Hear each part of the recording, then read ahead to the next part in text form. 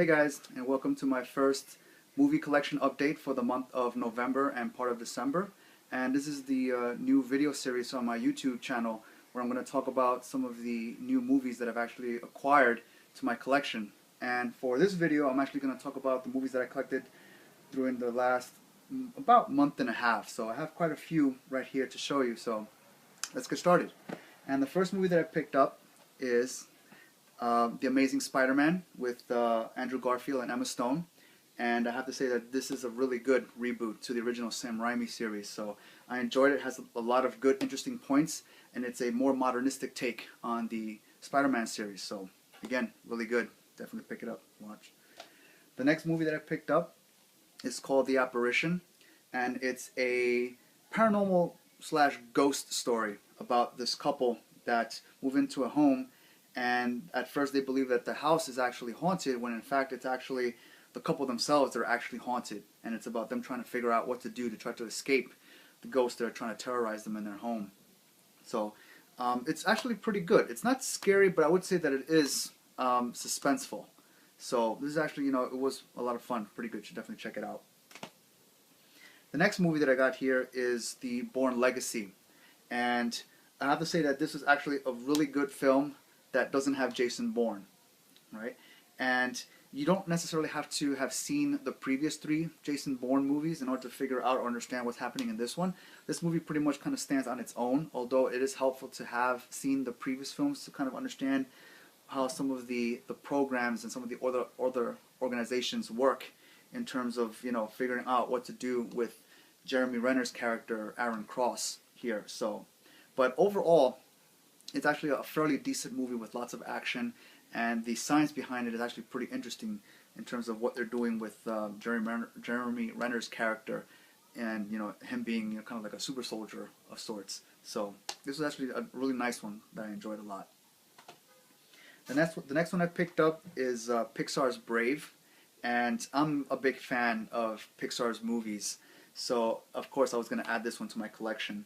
And this one, of course, is actually a pretty really good film, and it also marks a first for Pixar because it's the first time that Pixar actually made a film that has a female lead protagonist. So, and happens to be a full-flowing red-haired female character. So of course I was going to enjoy that. So, but overall, this was actually a really nice movie. It keeps true to Pixar's formula of their previous films of being very entertaining and having some sort of message and goal that they want their audiences to be aware of. So overall, I really enjoyed this movie a lot. Next, I picked up The Cabin in the Woods, and I heard a lot of positive comments and reviews about this film. I wasn't really interested at first until I started reading some of the reviews saying that this horror film was actually really good for the content that they used to make it. And I have to say that after watching it, I have to agree with a lot of the comments that I remember hearing about or reading on the interwebs.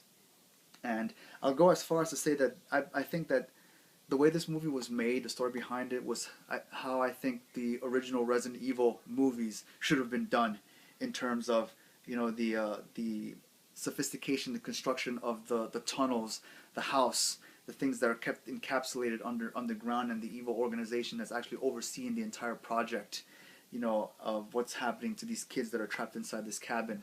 So, but overall, it was a really good film, and I really enjoyed it a lot. Like I said, I'll go as far as to say that I wish this was how the Resident Evil movie was actually made. So, but definitely pick this up and watch it if you haven't done so already. The Cabin in the Woods. The next movie that I'm going to show you, of course, if you've seen my last video, then you know what it is. And it's the Dark Knight Rises, the Digibook version of it. And of course, if you've seen my last video, definitely, I have nothing but positive things to say about this film and all the bonus materials that are in it. So, again, if you haven't seen it, you should definitely watch it just to get, the final ending to Christopher Nolan's entire Batman series. Next, I also picked up E.T. on Blu-ray Digibook pack set, and I've been a big, huge fan of the E.T. movies since I was a kid, since my parents or my godparents first introduced me to it. And it brought back a lot of fond memories watching this again, because I believe the last time I saw this movie was maybe about 15, 20 years ago. So it was nice to actually see it and see it remastered, with better um, enhancements to the video quality, to the sound quality, and just seeing all these characters again, when they were very little. And what's good about this is, again, just like the Dark Knight Rises Digibook, this one, of course, has the Blu-ray disc here, has a nice Digibook in between that has some interviews with some of the cast members and Steven Spielberg, where they talk about their experiences doing the film, acting with each other. And there's actually some really nice, see if I can find it, some really nice illustrations on E.T.'s design. See if I can find this picture so I can show you guys real quickly. Right here, yeah. So I thought this was actually really cool that it has in here is like this little couple of pages where it talks about E.T.'s design and some of the character sketches that were done by the creators of the film. So that's actually pretty cool. And a lot of this material is also located on the Blu-ray disc itself in one of their bonus content as well. And here's the DVD version of the film with nice cover art. And that's the Digibook set of E.T., which of course I had to add to my collection. The next one that I got is this film that I believe it's called Excision. Now, it's kind of going to be a little difficult for me to explain what this movie is about, but I'm going to try to summarize it as best I can. And it's about this high school girl that has this very weird, extreme fetish with dead bodies and blood. And basically, the entire movie is about her trying to figure out ways to satisfy this weird fetish that she has. So she keeps imagining what she would do with the dead bodies and the blood and things like that. So it's actually very explicit in that sense, but it's not so much so that it becomes something that's awful or distasteful or anything like that. It's actually it's done fairly well, despite the fact that it has all that blood and dead bodies, which aren't real dead bodies, of course, but they're actors. But just the idea behind what this girl wants to do with those bodies and things like that. So it's pretty graphic, and I guess maybe you could call it extreme in that sense if you're not used to seeing movies like this. But it didn't bother me at all. I'm used to seeing lots of blood and guts movies with zombie films and other Italian horror films. So it didn't bother me so much, but I was actually really surprised with the story behind it and just how far the filmmakers went with trying to depict this character's obsessions. And the ending was actually quite surprising too. So definitely check this out if you haven't seen it, and if you're a fan of blood, guts, and dead bodies, things like that, or if you think you can stomach some of the content that I'm just describing about this film, you should definitely check it out. So the next one I picked up is, of course, another classic that I have from my childhood, and that's Ghostbusters. So I've seen this movie a billion times. I'm sure most of you have seen it as well. So I definitely had to pick this up and add it to my collection. And the nice thing about this Blu-ray is that it has, I believe it's an earlier interview that was done with Harold Ramis and Dan Aykroyd and the director Ivan Reitman in terms of what their thoughts were in terms of creating the film, what they were thinking as they made the film itself. So it was actually pretty cool. And again, just watching this film in a restored fashion, a higher quality, other than the last time I ever seen it was on TV, so it's more like DVD, like VHS quality. So seeing it, and with a higher quality, of course, made it that much more enjoyable. Besides the fact that I die laughing with some of the jokes that, of course, you see Bill Murray make with Dan Aykroyd throughout this entire film, and just seeing everybody just get along with each other and how they kind of like bounce off of each other when they're delivering their lines is always a lot of fun. So definitely Ghostbusters. The next movie that I have here that I picked up is Clive Owen's The Intruders. Now, this one again is another kind of like paranormal ghost story about a father who was trying to protect her daughter who was attacked by a vicious paranormal entity. And what's interesting about it is that, of course, like most ghost stories, the father and daughter are the only two people that can actually see the ghosts. So every time they try to tell other people about what's happening, no one will believe them because they don't see it. There's no evidence. except what the two characters are experiencing. So it's interesting just to see, how Clive Owen is trying to help her daughter, escape the torture of the demonic ghosts or ghosts. It's either one ghost or more. I think it's one ghost, and I mean, I enjoyed it. I actually liked it a lot. It's not scary, but it is suspenseful, kind of along the same lines of as The Apparition. So definitely, you should definitely. I recommend this one to check out as well. The next movie that I picked up is Little Shop of Horrors with Rick Moranis, and I remember seeing this movie when I was younger, but I never actually got to see it in its entirety. I always ever caught just small snippets of it. Like especially the scenes where Rick Moranis is interacting with the plants. The plant's name I believe is Audrey too, and especially like the one scene that I always remember about this movie is the scene at the dentist's office where Rick Moranis is going to try to murder Steve Martin's character so he can feed it to the plant, and there's that whole thing about Steve Martin getting high on laughing gas and pretty much killing himself because of it. And Rick Moranis, taking the body back to the shop and chopping it up and then, feeding it to Audrey too. So that, I remember that whole scene was actually pretty hilarious just at the dentist's office. So, I really enjoyed that part, and just finally being able to see this movie in its entirety from beginning to end was pretty much a treat. And this Blu-ray actually has the original 20-minute ending that the director really wanted to use, but instead had to change it to a different ending to appease the audiences, because when he originally showed the test audience the original ending, they didn't like it, so he had to change it. So luckily this one actually has the original 20-minute restored ending to it. So, and it works, and I actually enjoy the original ending compared to the changed ending that was used to appease audience members back when it was originally aired in theaters or shown in theaters actually. So definitely see this one if you haven't. Next, I picked up Moonrise Kingdom. Now, this is pretty much has an all-star cast in it. It has Bruce Willis, Edward Norton, Bill Murray, Frances McDormand, and a bunch of other characters in here too. And I have to say that romance films are kind of a little hit or miss with me, but I have to say that this one actually was pretty good. I actually liked it a lot. And it's about these two kids that fall in love out in New England somewhere, and they both come from like different families or different positions in life. Let's call it that way, But for some reason they kind of find a linkage with each other as opposed to with their family members or with people that kind of are protecting them or their guardians or things like that. So. And they go around the small island trying to find places where they can kind of camp out and be together. And there's only so many places they can go, but it's actually interesting that they get pretty far and they pretty much have the entire population of the small island, with both the parents and the scout leader played by Edward Norton trying to retrace their steps, trying to look for them. And they go to different places. I mean, it's a lot of fun. I mean, I'm not giving away anything with what I've just said, but you should definitely check this movie out if you haven't done so already. It's really a lot of fun. It's little, I guess quirky maybe in a way. Maybe that's not the right word, but I loved it a lot. It was a lot of fun. So you should definitely check out Moonrise Kingdom.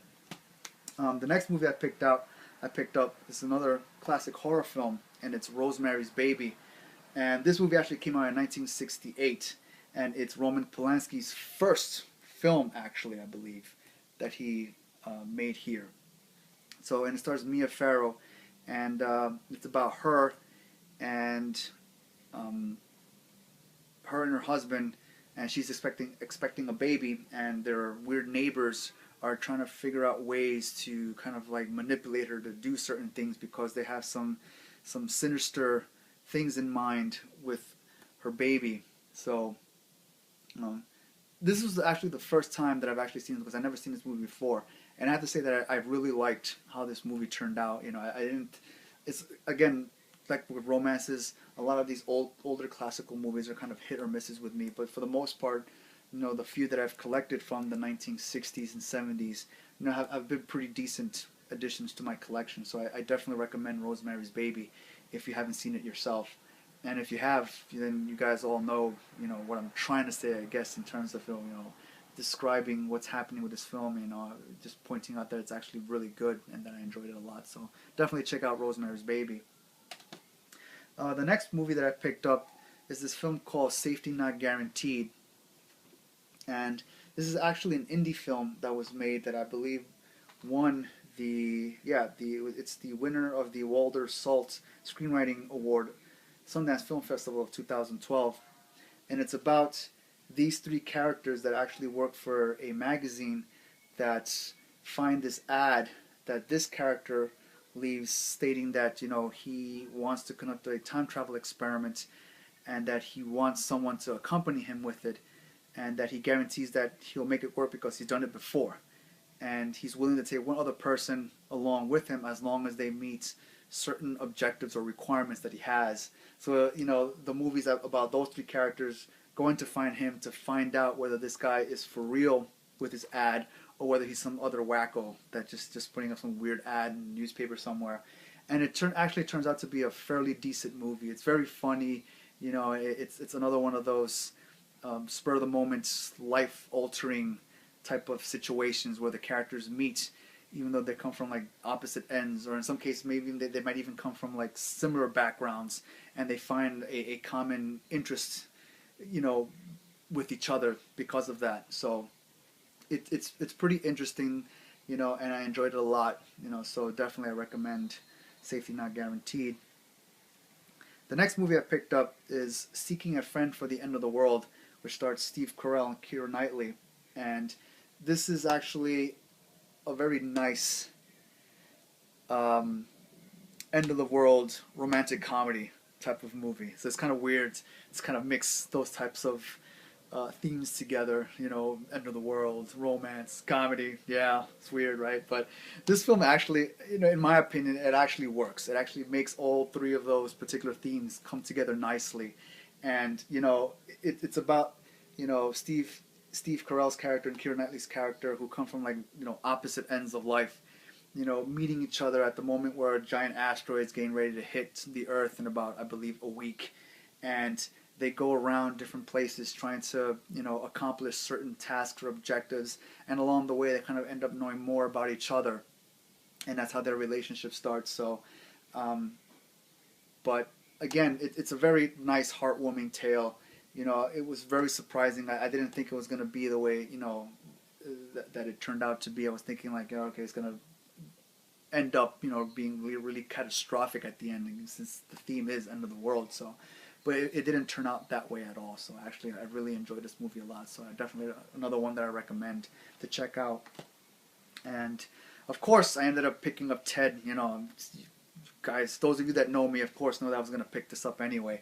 So, you know, I remember seeing this in theaters and I remember laughing my ass off, you know, wholeheartedly with some of the jokes that happened in this film. And again, man, who can't like, you know, a foul-mouthed teddy bear?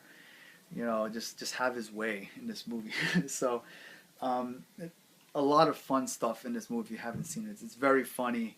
Again, the animation behind the bear, you know, it's really cool. So, and just seeing the interaction between Mark Wahlberg's character and the bear, you know, who's voiced by Seth MacFarlane, you know, it's very interesting to see. And even a lot of the behind the scenes bonus material that's in here, you know, is really good. Also, they talk about, you know, how they brought Ted to life, how they use different types of, you know, little tactics in order to get the actors to interact with either, you know, an actual teddy bear, or, you know, just like a stand with like two eyes on it, or to just act with nothing in the room at all, you know, and just basically how, you know, Seth MacFarlane basically, you know, constructed or designed how he wanted to actually direct this movie. So, you know, again, it's a lot of fun. I actually enjoyed it a lot. So, you know, I'd definitely say pick this up if you haven't seen it already, if you want a good laugh. And the last movie that I have to show you guys for today is The Watch, with Ben Stiller, Vince Vaughn, and Jonah Hill. And I have to say that personally, you know, I did like this movie. It was funny. It had its moments, but I know that it might not be the, you know, the best comedy out there for a lot of those of you that are like real hardcore comedy fans. So, you know, this might be hit or miss with some people, you know, but I actually really enjoyed it. Like I said, you know, it had its moments that were pretty funny, and a lot of the gag reels too, you know, are really funny too.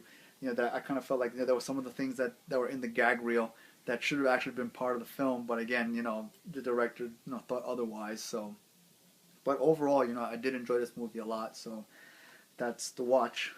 And that's pretty much it for my first Blu-ray. I mean, well, not Blu-ray, but my first movie collections update video. And pretty much this is what I'm gonna do every time I come up with one of these videos. And for the time being, I think it's either gonna be every 3 weeks, or at least once a month. I'm gonna try to come out with one of these videos where basically I show you guys all the new movies that I've acquired from my collection. And while this one was only Blu-rays this time, there might be others where I might actually also show you DVDs that I might pick up along the way as well.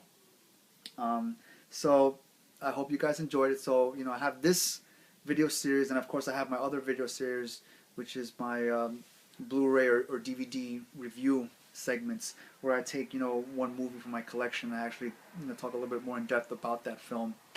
So I hope you guys enjoyed it. Like it, leave me comments, subscribe to my channel if you like what I'm doing so far and you want to see more videos, and I hope to catch you guys later. Right? Peace. Hey guys, and welcome to my first movie collection update for the month of November and part of December. And this is the new video series on my YouTube channel where I'm going to talk about some of the new movies that I've actually acquired to my collection. And for this video, I'm actually going to talk about the movies that I collected during the last about month and a half. So I have quite a few right here to show you. So let's get started. And the first movie that I picked up is The Amazing Spider-Man with Andrew Garfield and Emma Stone. And I have to say that this is a really good reboot to the original Sam Raimi series. So I enjoyed it. It has a lot of good, interesting points, and it's a more modernistic take on legacy. And I have to say that this is actually a really good film that doesn't have Jason Bourne. Right? And you don't necessarily have to have seen the previous 3 Jason Bourne movies in order to figure out or understand what's happening in this one. This movie pretty much kind of stands on its own, although it is helpful to have seen the previous films to kind of understand how some of the programs and some of the other organizations work in terms of figuring out what to do with Jeremy Renner's character Aaron Cross here. So, but overall, it's actually a fairly decent movie with lots of action. And the science behind it is actually pretty interesting in terms of what they're doing with Jeremy Renner. So of course, I was going to enjoy that. So, but overall, this was actually a really nice movie. It keeps true to Pixar's formula of their previous films of being very entertaining and having some sort of message and goal that they want their audiences to be aware of. So overall, I really enjoyed this movie a lot. Next, I picked up The Cabin in the Woods, and I heard a lot of positive comments and reviews about this film. I wasn't really interested at first until I started reading some of the reviews saying that this horror film was actually really good for the content that they used to make it. And Jeremy Renner's character, and him being kind of like a super soldier of sorts. So this was actually a really nice one that I enjoyed a lot. The next one I picked up is Pixar's Brave. And I'm a big fan of Pixar's movies, so of course I was going to add this one to my collection.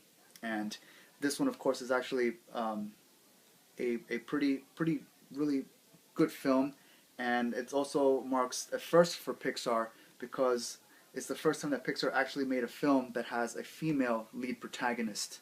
So, and happens to be a full-flowing red-haired female character in the Spider-Man series. So. Again, really good. Definitely pick it up. Watch.